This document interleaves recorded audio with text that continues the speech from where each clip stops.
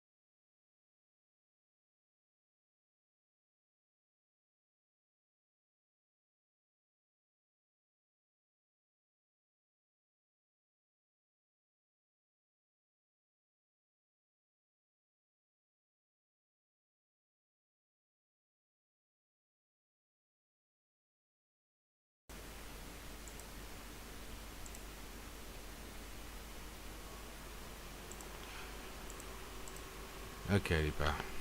Okay, we are live right now. Thanks for listening. Hey, we are broadcasting on multiple channels, so yeah, I'll just call it Anonymous Bite Back again, but we're also broadcasting on the Revolution in the Streets channel.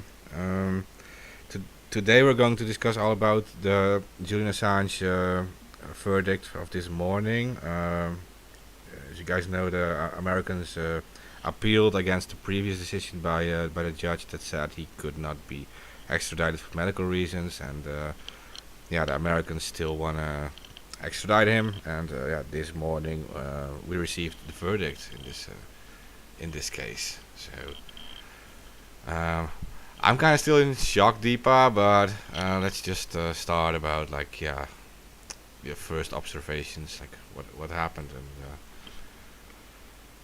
Sure. So yesterday afternoon, late afternoon, at about 3 o'clock UK time, there about sometime around that time, we got a message saying that the judgment would be delivered today. Usually, Stella would have known a few days in advance, but yesterday even she didn't know. So it came as a bit of a surprise to everybody. Yet, I would say there were at least 100 people outside the court this morning. It was hard to mobilize at this short notice. I don't know. I mean, I'm not sure I should say 100 because I'm not sure how many of them were press, but it looked like there was a good crowd. It filled the pavement outside.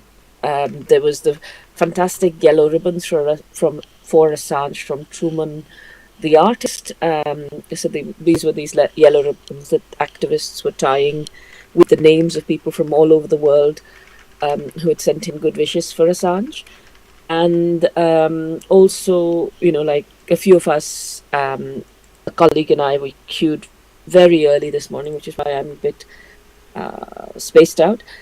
So in the early hours, we queued in order to be able to get in because I had been given access by the court to remotely access, but I had requested physical access. I wanted to be in court in case Julian was there, and just also to see how the judges deliver the judgments, to observe the process in terms of people going in and out, and whether we're having access to something called open justice.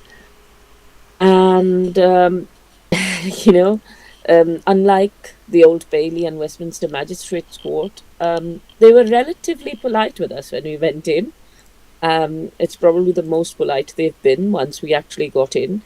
Craig Murray, who has been in prison and recently come out of Stockton prison, where he himself was a political prisoner, had heard the news last night when we had contacted him. And sorry, I'm just going to mute my phone, which is ringing in the background.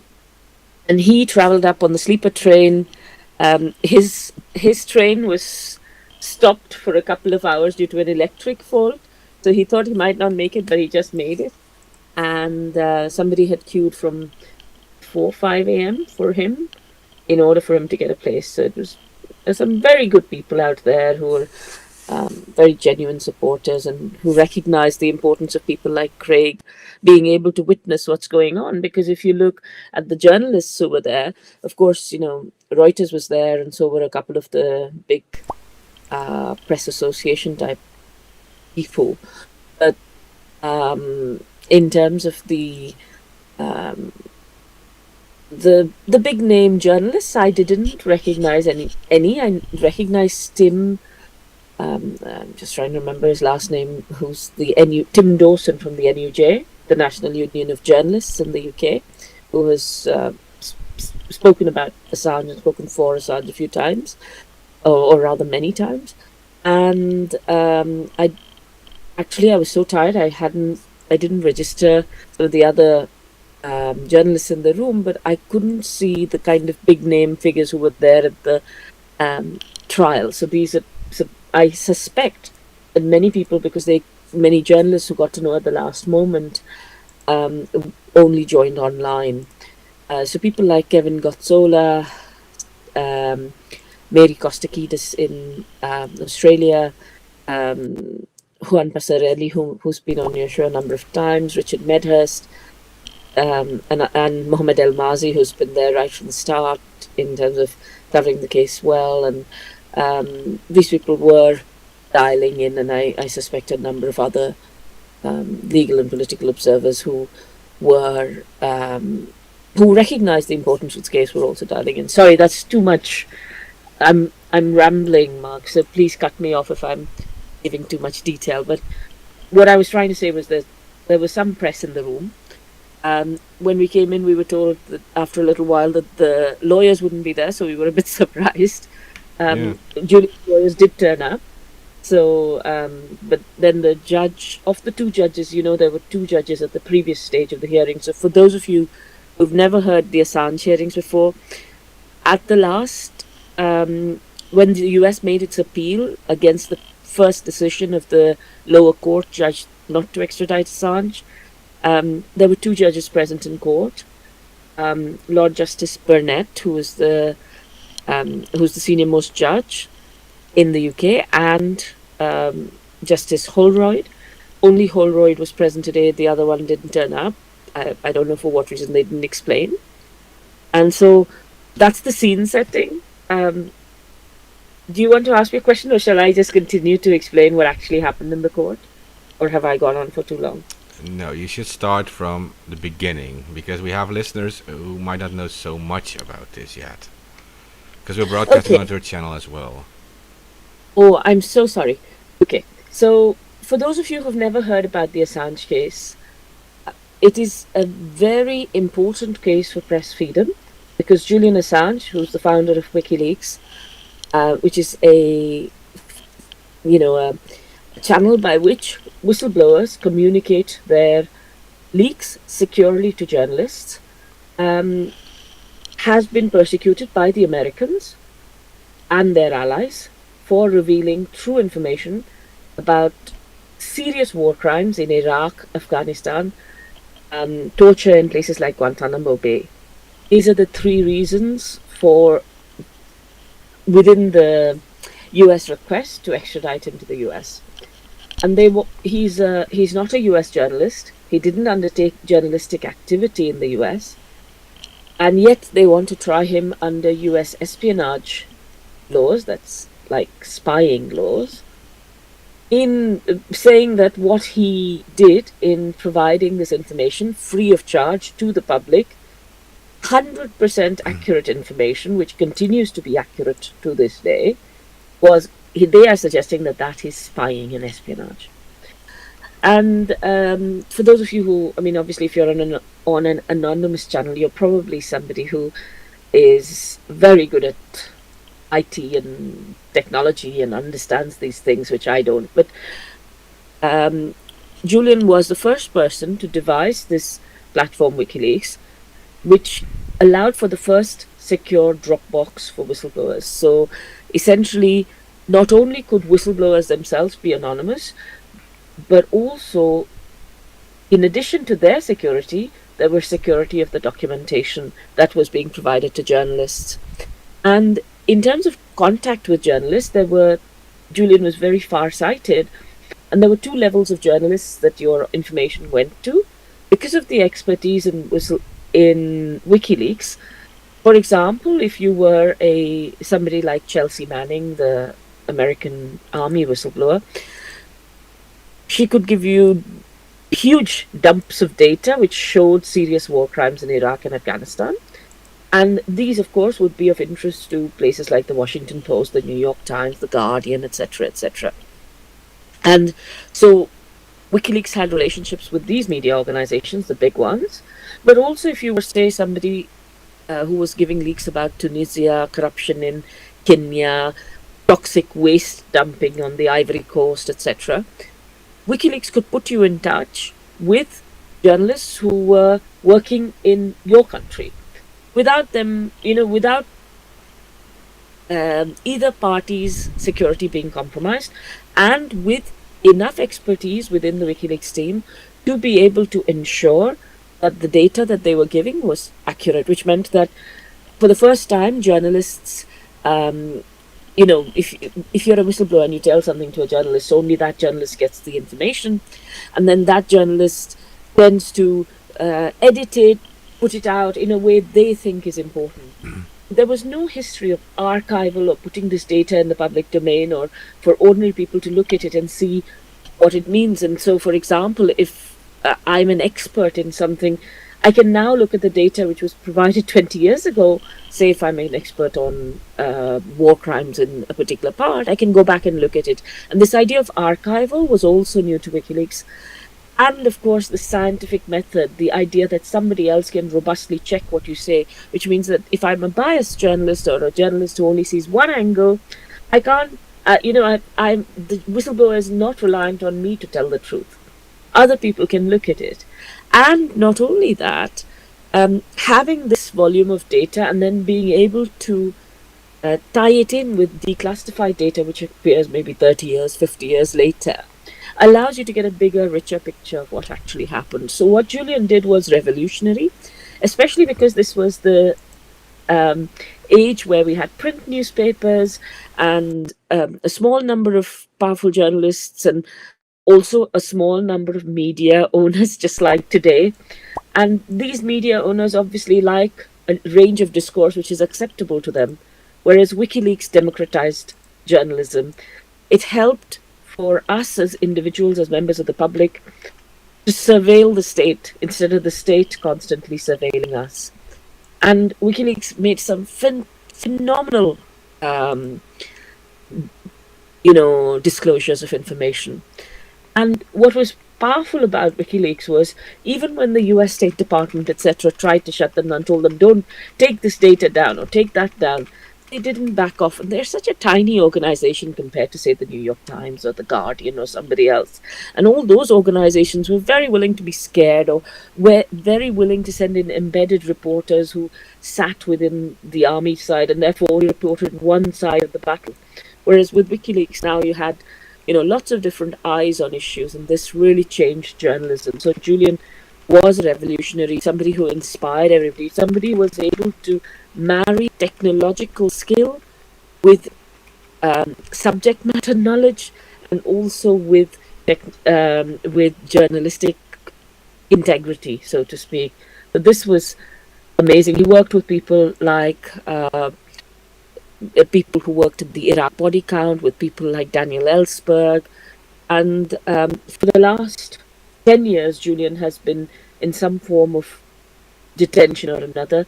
Initially, he had sought asylum at the Ecuadorian embassy in London, and he spent almost 7 years there.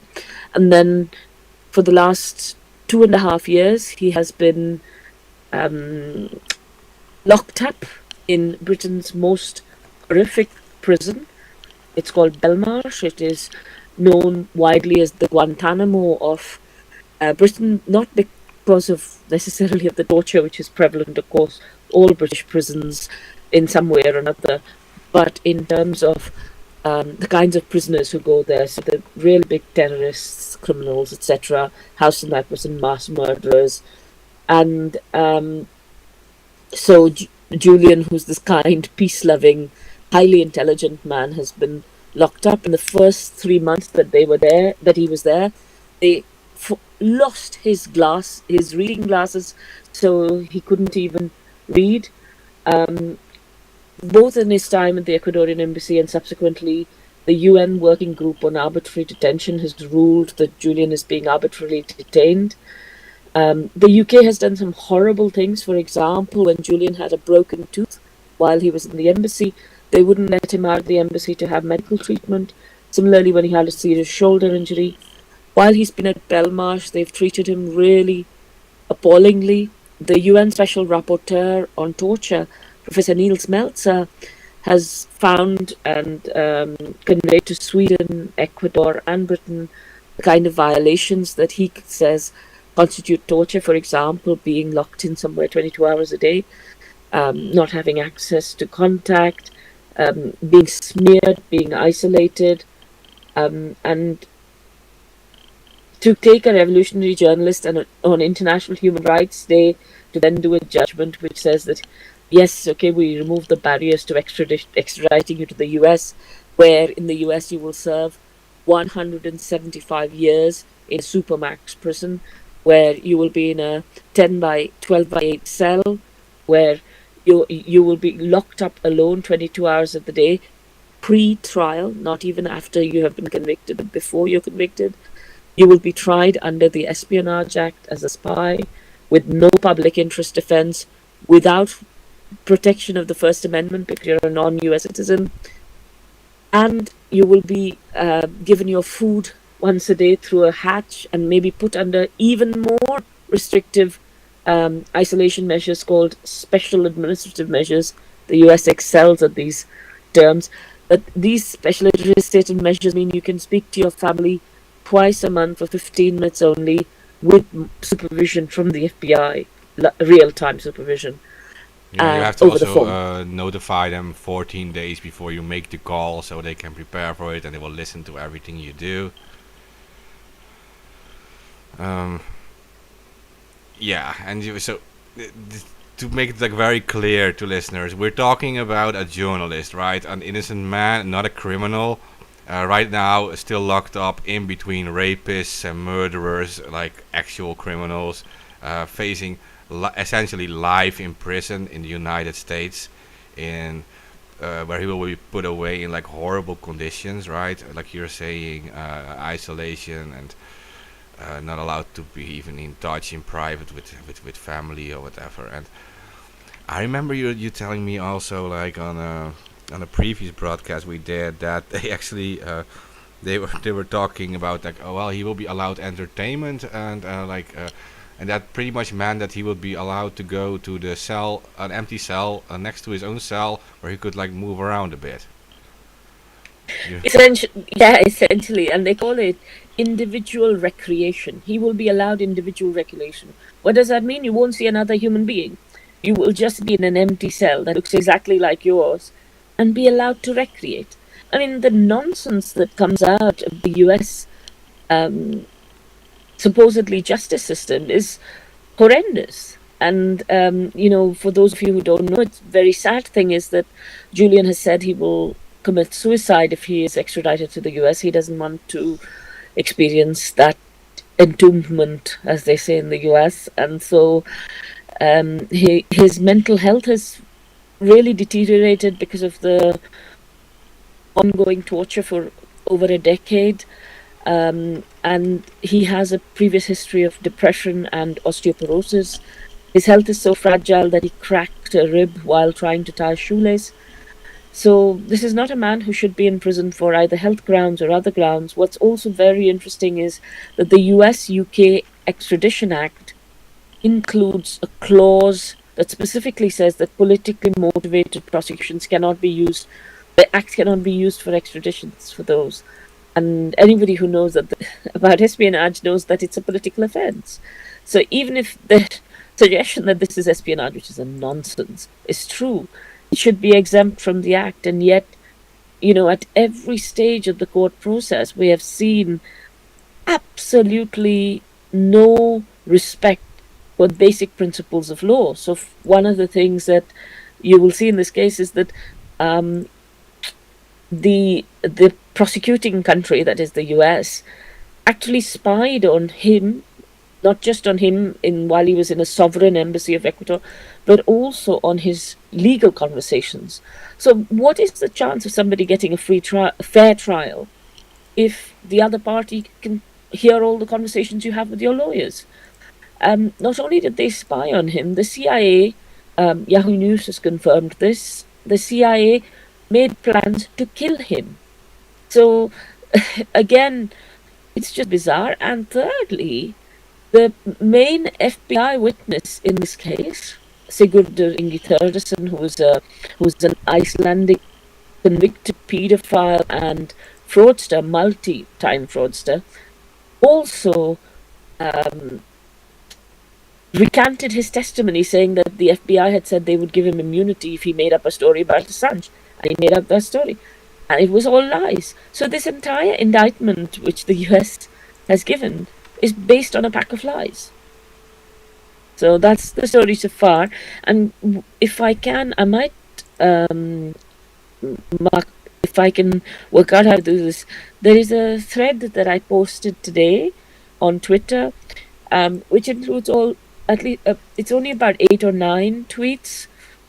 I know that's long in itself, but if people who've never heard about the case want to know some of the basics about why Julian shouldn't be prosecuted, it's in that thread. Can I put it on a chat or something to you, if that's okay? If you copy paste it in the Discord thing, I'll drop it in the YouTube chat. That will be under general or show? Yeah. You can do it in both, doesn't matter. Okay, thanks. I'll catch it.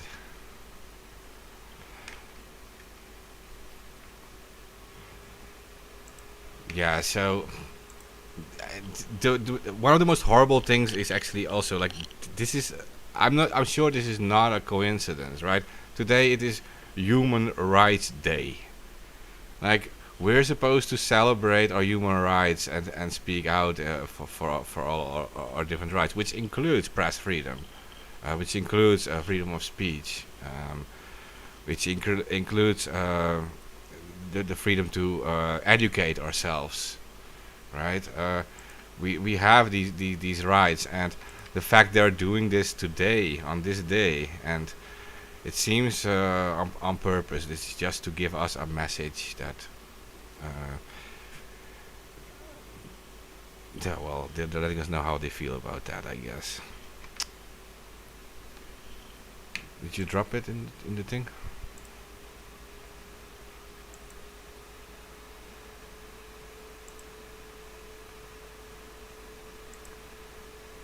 No, take your time. It's okay. I'm crap at this. I'm just trying to do it while looking. I thought I used to think a long time ago. I used to think I was reasonably good at doing basic IT. Well, you have to be tired. I mean, I saw you this morning. I think you were the first ones there. Like, we were. Yeah.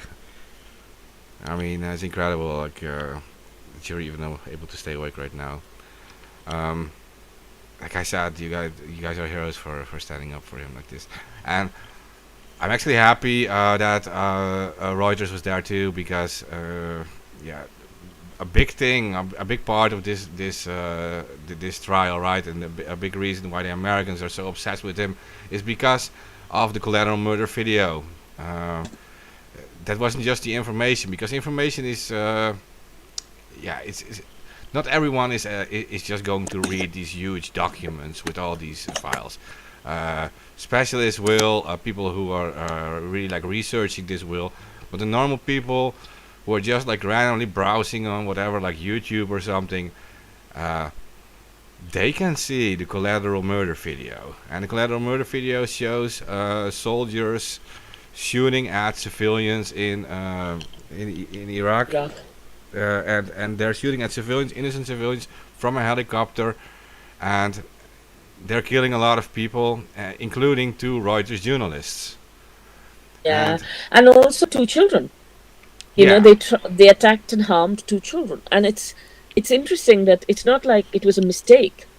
The U.S. initially told the Reuters Baghdad bureau chief, Dean Yates, that, oh, your journalist was carrying a camera that looks like a telephoto lens and therefore looks like a rocket launcher. So, it's because of that these guys were hit. But when the collateral murder video came out, it became clear that this was an intentional hit at civilians. And not only was it an intentional hit at civilians, these people in this gunship see the children and they say, oh, well, it's their fault for bringing their children in this war zone. Da, da, da, da, da. And it's like some kind of crazy video game. And these guys in the air having fun, chatting. And it's just mindless violence. And it's not the only time it happened. There are other incidents, one of which actually was stolen from Julian Assange, the recording of which was stolen from Julian Assange when he was on a flight. And that recording showed, I believe, 90 villagers being killed. And so there are lots of these examples of intentional murder, intentional torture. For example, in Guantanamo, where Ahmed Rabani, for example, is one of the people who was detained there, and he was picked up off the streets when he was, I think, 19 or 20, some very young age. He was a taxi driver, and he's been in Guantanamo for 20 years. And after the first few years, they realized that he had been taken sorry, I have a child crying. Rod! I didn't realize I was not on mute. Beg your pardon. it's Just heard okay. me shouting. One of the kids is crying. One of the kids is crying. And this man was tortured, but they realized it was a case of mistaken identity because they brought the actual terrorist also to Guantanamo. But the terrorist was released, but this guy was not released because, well, it seems that the US doesn't want to acknowledge that it has committed a crime against him. So he's sitting there still to this day, and he's waiting to be released. And it's just horrendous. And there are lots of such stories, For example, one such individual was waterboarded 83 times. And we would never have known about all of this were it not for what Chelsea Manning did in leaking those files, and were it not for the WikiLeaks releases.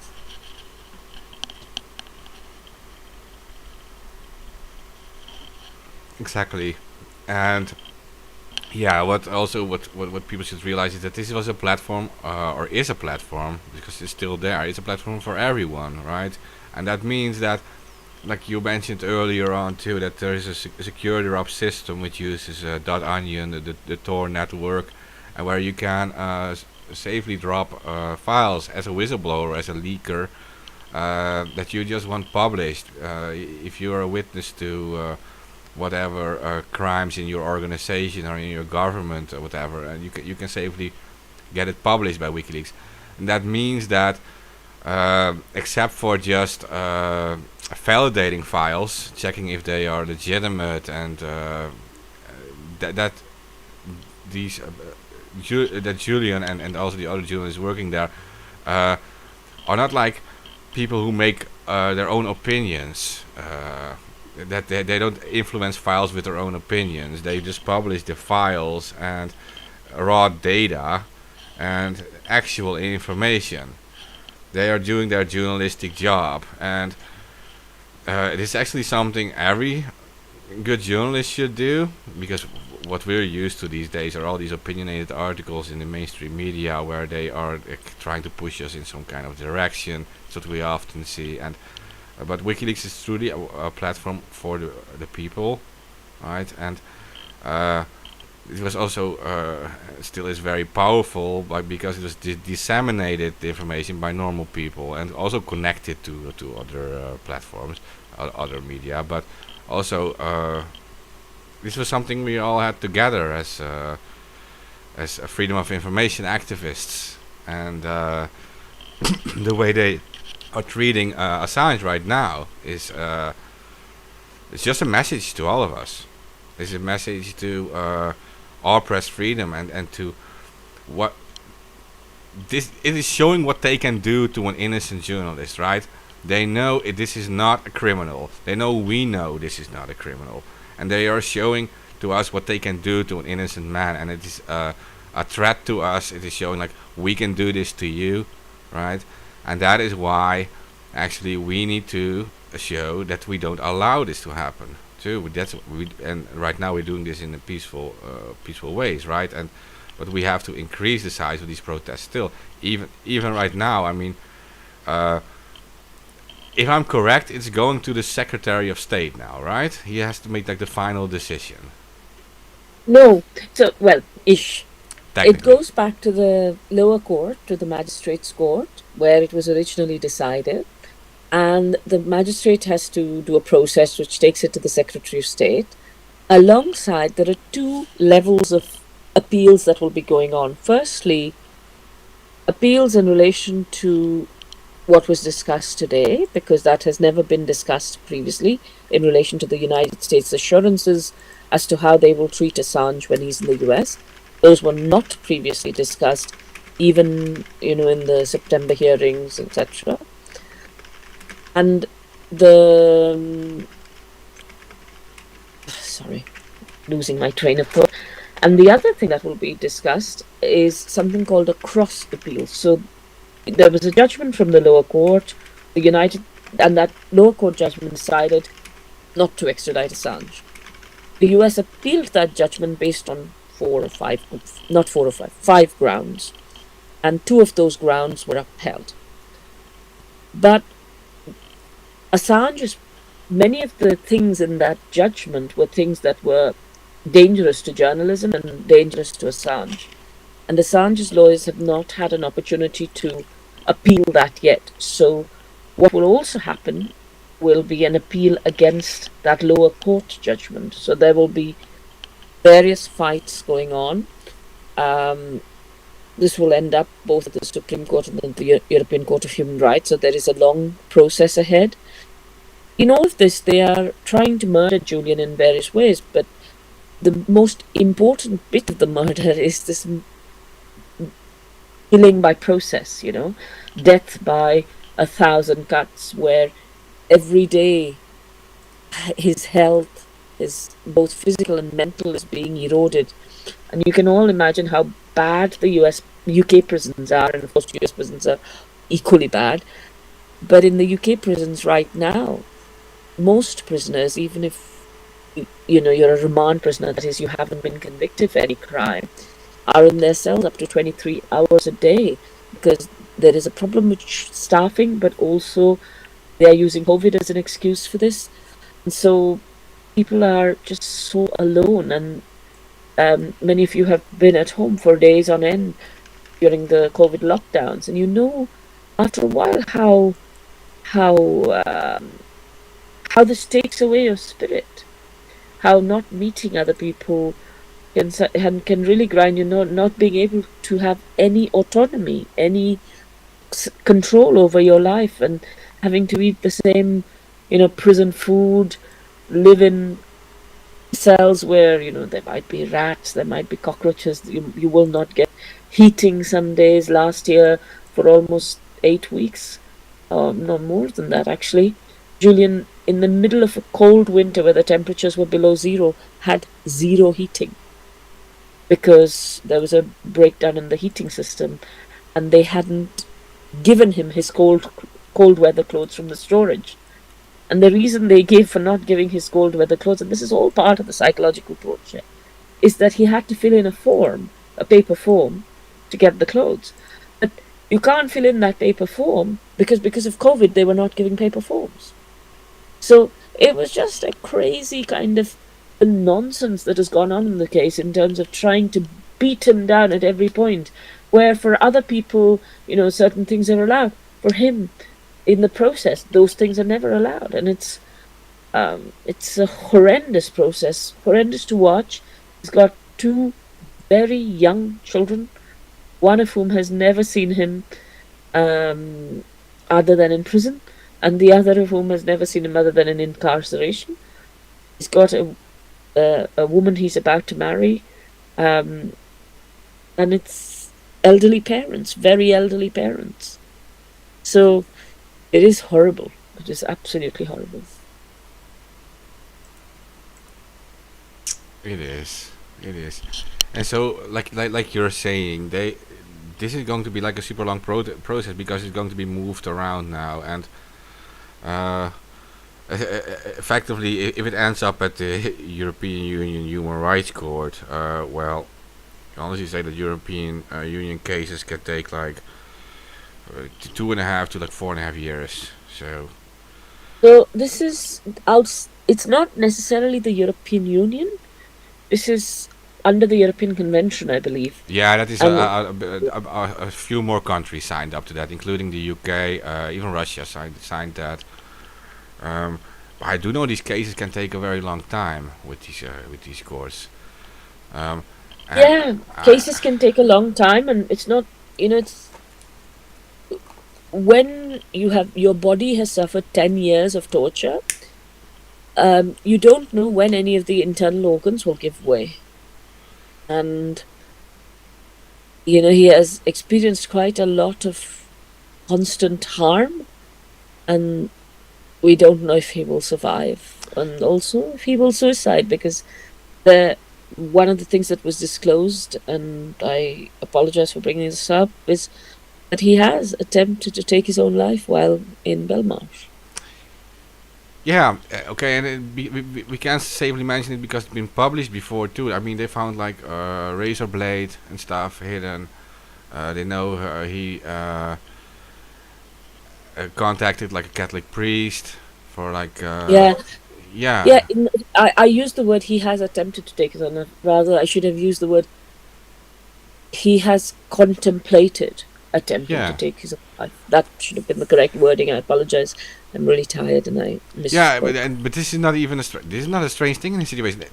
When this all happened, he was I think 38 or 39. He just turned 50 in jail while being locked up. He turned 50, and he was 38, 39 when he first got into trouble over these publications.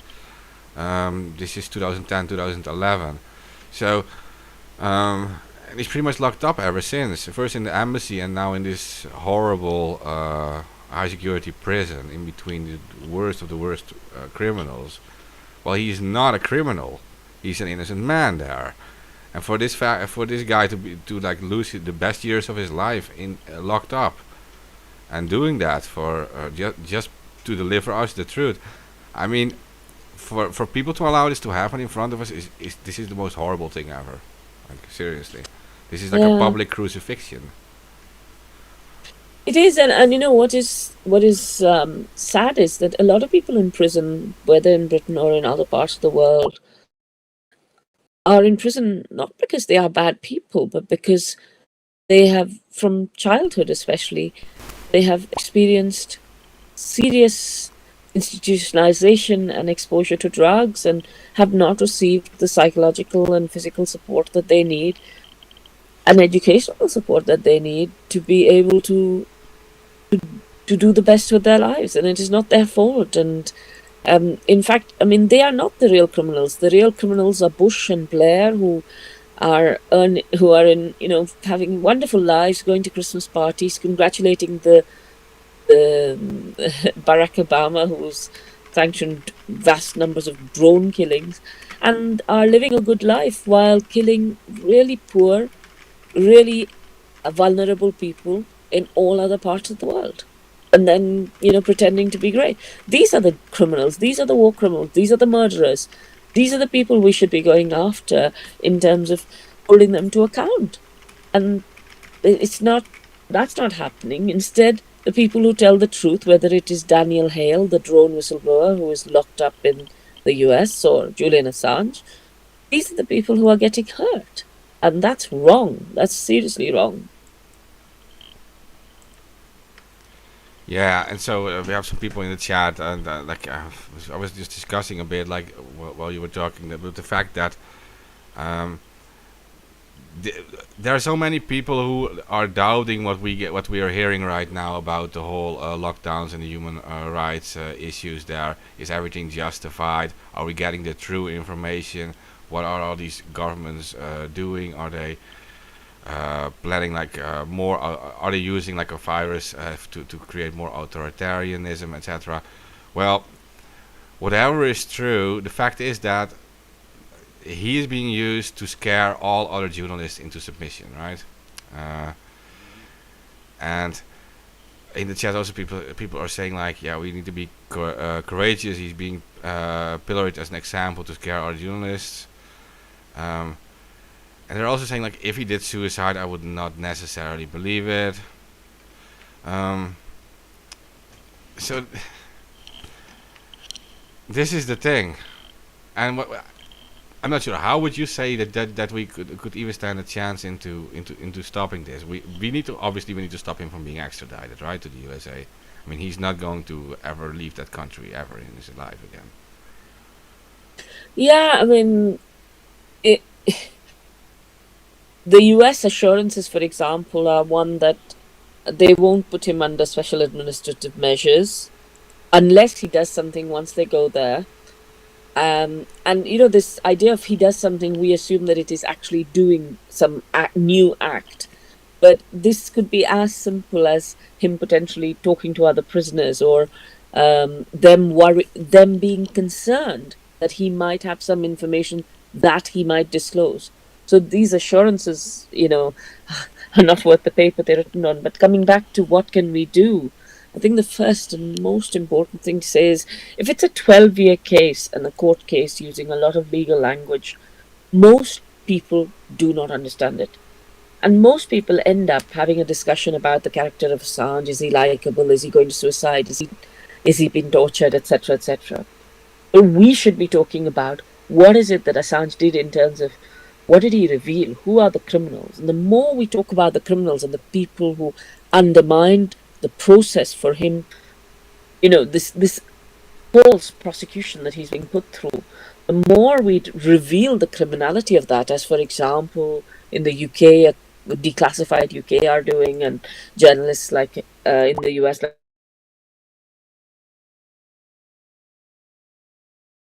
like number of journalists, Max Blumenthal and his people at the Grey Zone, and these journalists are revealing the realities. There's a fantastic Icelandic journalist called Bjartmar Alexandersson who's revealed the true story of the FBI witness and his lies. And this information, the more such information comes into the public domain, firstly, we will have information for people to understand that this is a stitch up, because a lot of people were distracted by all kinds of questions about, does he wipe feces on the wall? Does he hurt his cat? All these lies that they plant, the intelligence plants on the media. But also, very importantly, people then start to not realize how important the case is to their causes. So it's very important to link it back to, if your parents were being treated badly in a care home, if your child was being treated badly in a hospital, if your local school was being closed, if there is corruption in your community, if there is toxic waste dumping near you, if there is a nuclear plant coming up, if there is a disease coming up. Why is it that places like WikiLeaks are important? Because the people who really understand what's going on behind the scenes can tell us. And to encourage people to recognize that, that's another important thing you can do. And we need to have lots of local communities putting pressure, firstly on their local journalists unions and press freedom groups and human rights groups, many of whom, they're willing to take our money, but they don't actually want to do the real work of standing up to power. And so we need to keep them to account, but also need to get more people visibly supporting Julian, because governments are fickle. They come up for elections. They don't want to be the bad guys. If we can push them to do the right thing, then that's a big step forward. And you don't need to be a great expert in the law to do this. But even if you talk to your family, your friends, um, understand various parts of the case, maybe make a placard, maybe arrange a local gathering, maybe arrange a screening of a film about Assange. There are 2 or 3 very good short documentaries that are available. Share it in your language, invite the filmmaker to come and speak. We've just arranged a huge, not we, but Victor Dedaj and other colleagues have arranged a fantastic series that took place in Paris, and it's now spreading all over France. If you're in America, do the same.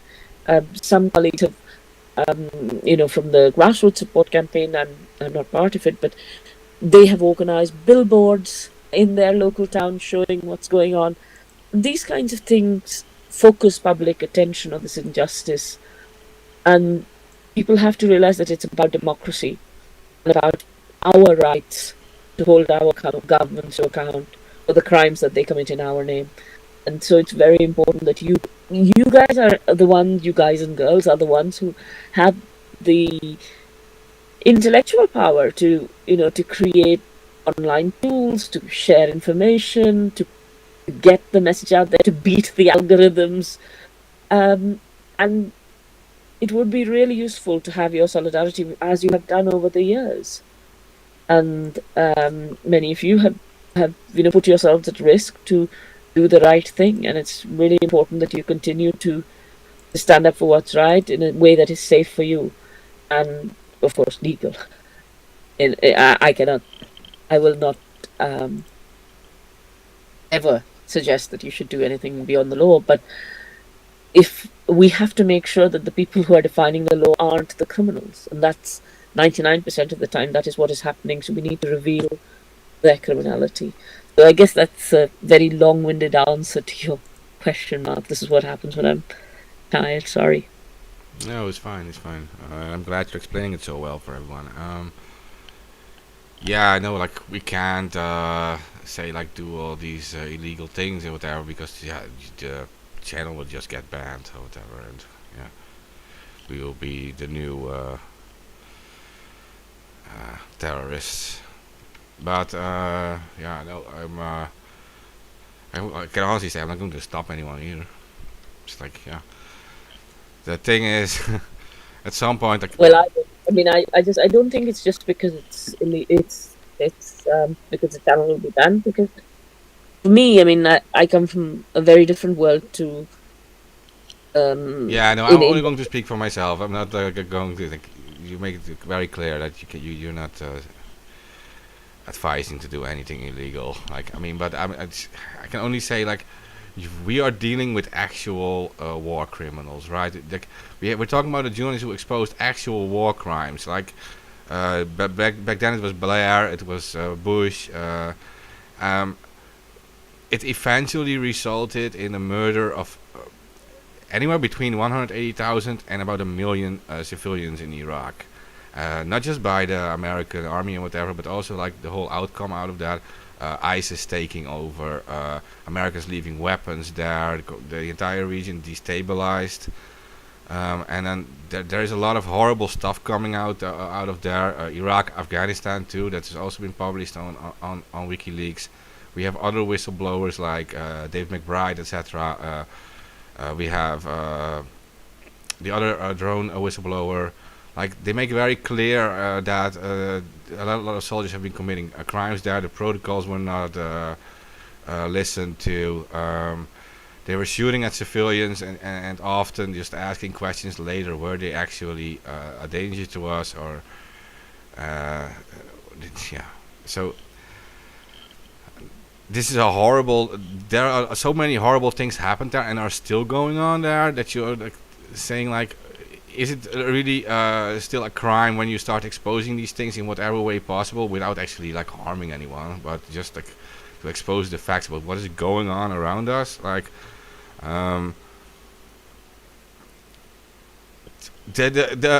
like, it's not equally judged upon. Like, when you do something like you expose files in an illegal way, you hack into, like, whatever You work in the military and you hack into like your local computer in the military because you get so enraged by what you see happening around you, then you publish these files to whatever platform. Yeah, it's a crime. But when you're talking about people murdering all these civilians, like you always have to ask the question, like, is it actually is it legally a crime, or is it morally a crime? Like, aren't you morally obliged to do something about it? Like, I think these are very important questions to ask. Like, why aren't we holding these people accountable? These actual war criminals. Why aren't they in prison? It's fine. Put the hacker in prison and whatever. Put the leaker in prison. But why aren't these people in prison? They should be facing life in prison. Not this journalist who exposed this, and he didn't hack anything himself either. He just received files and published on WikiLeaks. He didn't do anything criminal. And whatever way these files are delivered to them, they are not checking on that. They are just providing a secure drop. Anyone can provide files there. They're not asking you questions. How did you get these files? They're checking if these files are legitimate or not, and publishing the truth. And that's what a journalist should do.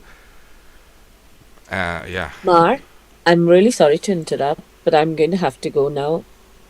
Um, but I'm happy to take any final questions if you have one or two, and then I'm going to shut down.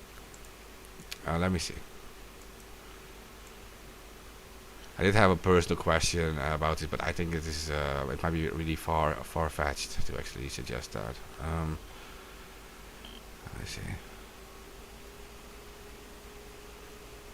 People say stop playing their game, etc.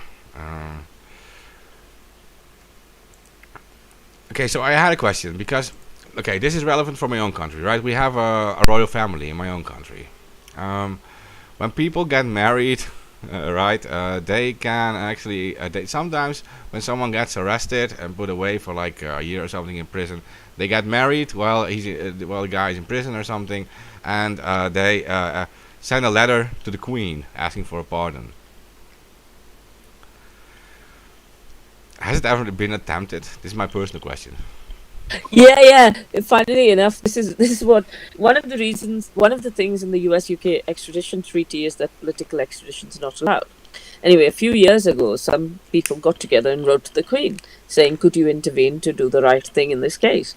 And she replied saying she's been advised by Her Majesty's government that this is a political matter with the US, and therefore the Queen should not interfere. So on the one hand, they advised her and she talks to them and whatever, and she gets, well, presumably not them directly advising, but her advisors tell her, no, the Queen shouldn't intervene in these things, this is a political matter. And yet on the other hand, of course, the Queen and Prince Andrew and the other people are all always hand in glove, meeting all these murderous dictators and helping to grease the wheels for selling them lots of weapons and whatever else. And that's not political, of course. But Assange's case is political. And and so she won't intervene. She's declined to intervene. You know why I'm asking it, right? Because you just mentioned Prince Andrew.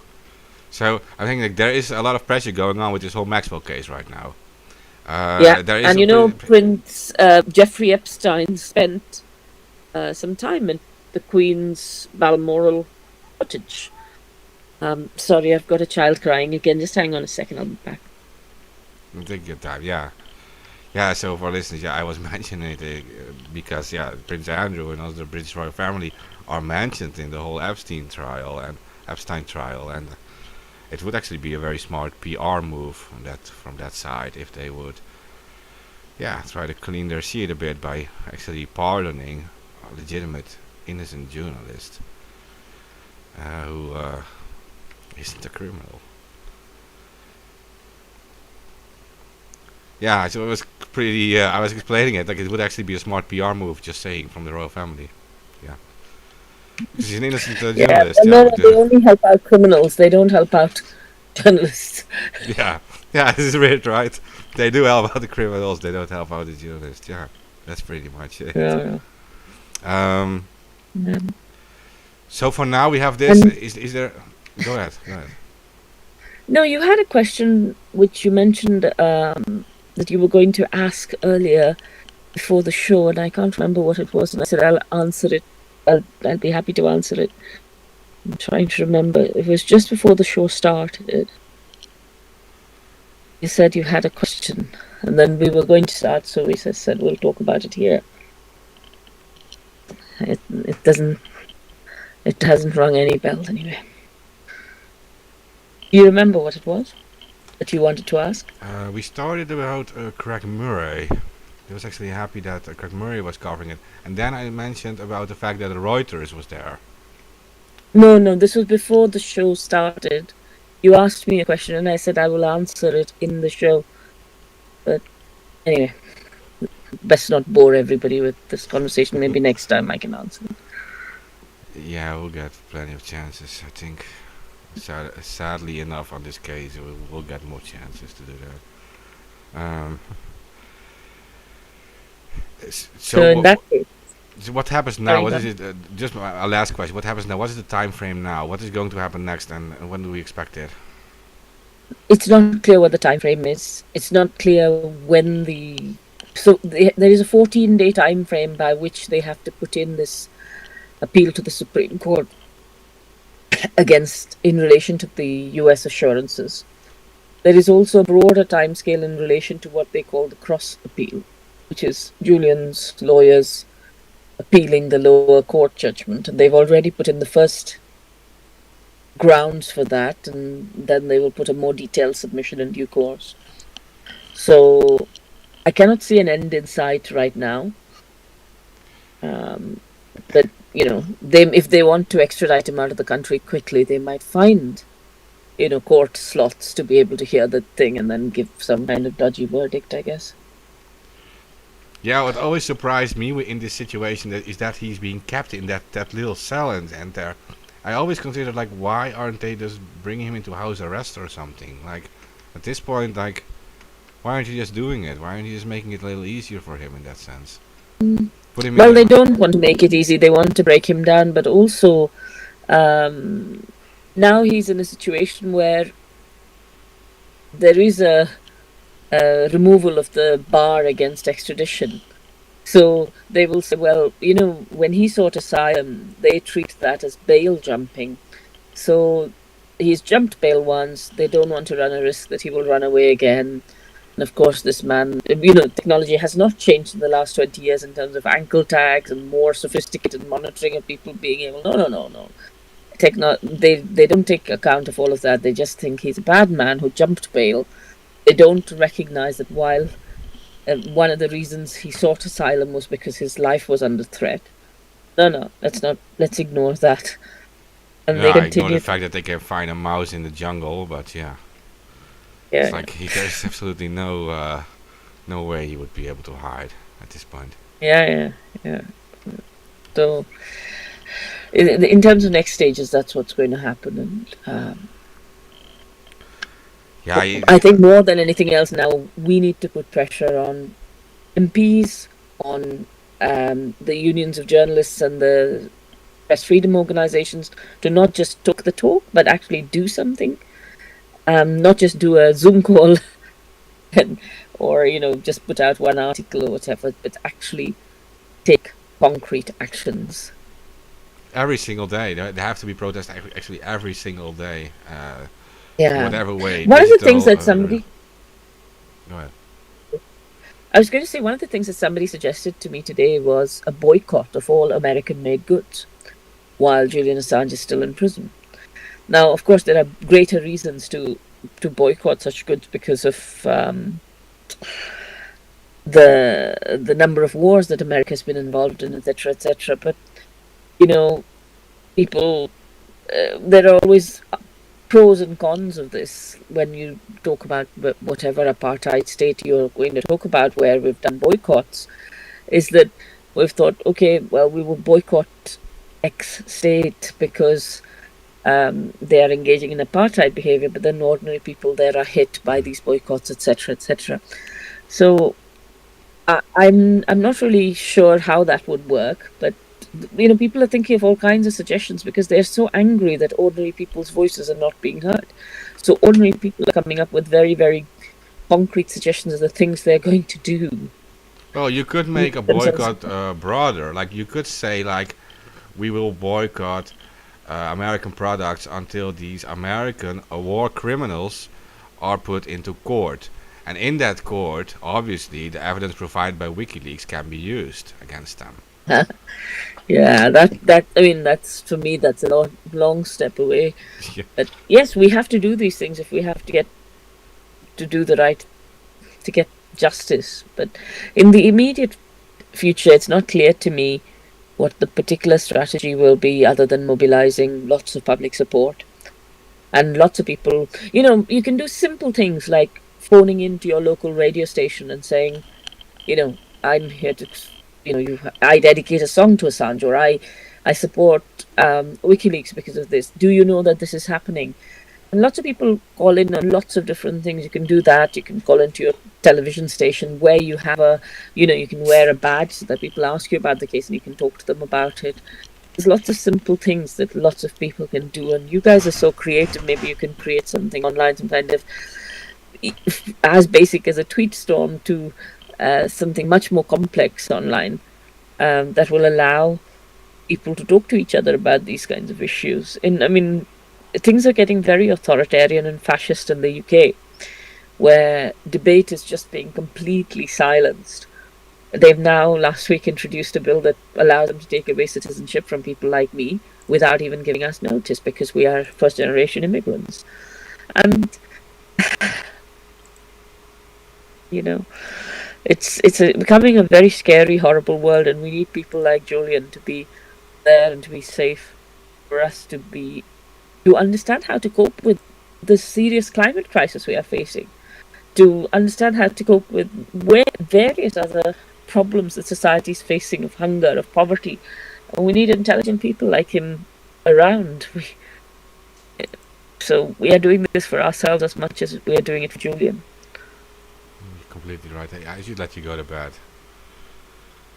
I think I should. I'm slowly shutting down, and as you can see, big black circles around my eyes. So I thank you for inviting me. It's always nice to come and speak to the Anons because I feel very cool talking to all you people whom I don't really know anywhere. But it's nice to see you. But I hope I've given you some food for thought, and thanks for having me. Yeah, no, thank you for being here. Yeah, well, we met once in London. Yes, I have met you, and I'm glad to know you. Very glad. Thanks. Yeah, well, we'll do more later, and thanks so much for being with us. I put in the chat how people can find you on Twitter, and if you guys missed it, scroll a bit up in the chat, or I'll just post the link again and just follow her on Twitter. Super, that'd be really nice actually, because I think I don't know, but I think sometimes it's useful to have new people amplify things because otherwise it becomes the same kind of conversation again and again, and it's nice to meet new people as well. I don't know how to use your chat yet, but I will work it out. I don't know whether it's under general or show. But I use 3 YouTube chats at once. Just saying. Oh, okay. Okay, well, fine. Cool. Nice to see you again, Mark. Bye. Good night. Have a good rest. Night. If you guys are listening to this still, please help share this around. That's what we depend on. We don't make any money doing these podcasts, and you guys probably understand that much of this stuff is being shadow banned and heavily censored. Right now, not so much, but the second they discover it, it becomes censored.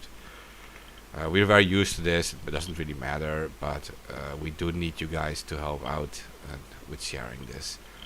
And just to repeat it one more time, like the Julian Assange case, it is not just about him, right? It is about all of us, and it is about press freedom. And the as long as an innocent journalist is jailed, being publicly, psychologically tortured.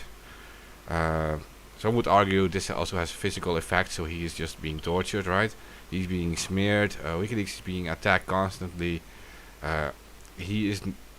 If we don't stop this, he's not going to see the light of day again, ever. And that gives such a powerful and scary message to other journalists that if you are worried that you are not getting the full truth about other things, and you guys know what I'm talking about, this is one of the reasons. Other journalists are scared into submission, and they are not going to report the truth as long as they know that because he is innocent, they can do this to him. They can do the exact same to them. And that's why these people in power are dragging this out forever and ever, for as long as they need to do it to accomplish their goals. And we need to make sure that all eyes are put on this constantly, and that is why on this channel, but also on the other channels, we cover the Julian Assange trial a lot. And it's not because of we are like obsessed or fans of this one person. It's because this is the crucial canary in the coal mine, right? This is what they're doing. It's setting an example, and if we win this, if we stop this, we are freeing all these other journalists. And some are standing up already, so they're not all scared. Especially like the older journalists, more experienced ones, they're standing up for him already. And shortly before this whole appeal trial thing started, a few months ago, actually in the Times there was this article, and it was posted by this union of journalists, and it represented I think a few 100,000 journalists, and they all spoke out in defense for Assange. And that should show a clear message that the press wants this to stop, and we need him to be free. And like as Deepa said, you can actually make a difference. You just make a huge noise. That's what you need to do, because they're looking to make him disappear in that sense. They're locking him away, smearing whatever he did, smearing his name, making his legacy disappear, right? Making their own little story out of who he is and what he did, what WikiLeaks is, and they are manipulating our history, right? They are future generations will not know what happened if they get their way. So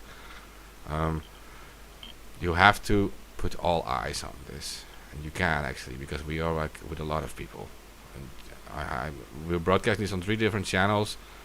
These channels together have like over 35,000 subscribers. I know that. I think even more with all these channels. That's a lot of people. You can put your eyes on all the eyes on this. So please do it. And thanks for listening.